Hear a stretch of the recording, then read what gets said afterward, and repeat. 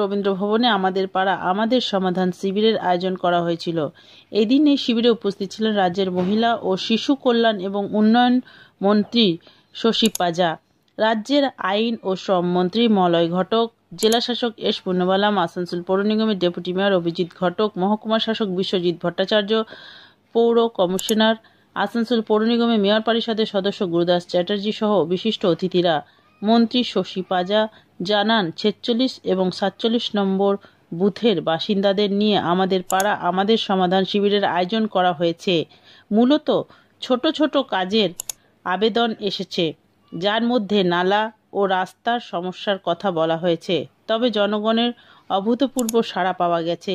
দুর্গাপুর এবং আসানসোলের চাহিদার মধ্যে পার্থক্য আছে, ওখানের চাহিদা অন্যরকম, তবে সব কাজ খুব তাড়াতাড়ি শুরু হবে। Green Asansol, clean Asansol. আজকে আমরা বিশেষ বক্তব্য রাখবো না, হয়তো ভয়ের ছেলে, এই পাড়ারই ছেলে। সুতরাং জিপিএস কিন্তু তিনি দেখছেন যে এইভাবে যে আমাদের সরকার পাড়ায় সমাধান এই কাজ ওটা তো বললো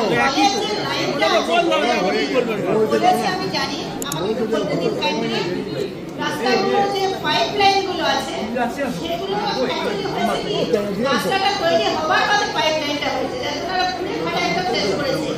ওটা যদি রাস্তা হওয়ার কর্পোরেশনে আজকে 46 নম্বর বুথ এবং 47 নম্বর বুথ রবীন্দ্র ভবনে আজকে ক্যাম্প হলো।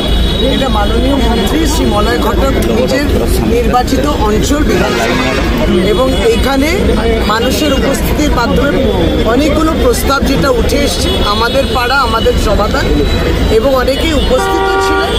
স্বাভাবিক, এটা একটা আরবান এরিয়া এবং শহর অঞ্চলেতে কলোনি কিংবা হিন্দুস্তান পার্ক এই যে জায়গা আছে সেইগুলোতে যে সমস্যাগুলো, হাই ড্রেনের সমস্যা যেমন একটা উল্লেখযোগ্য সমস্যা ছিল, আর কিছু রাস্তা আর একটু ভ্যাট মানে ডাস্টবিন জাতীয় এইগুলো কথা তারা বলেছেন। গুরুত্বপূর্ণ কথা মানুষ বলেছেন, এবং কিছু কাজ অনগোয়িং আছে। আর এই প্রস্তাব নেওয়ার পরে এবার আনুমানিক কত খরচা হবে দেখার পরে তারপর প্রস্তাব অনুমোদন করে আমাদের ওই যে 3 মাস সময় থাকবে তখন এগুলো করা হবে।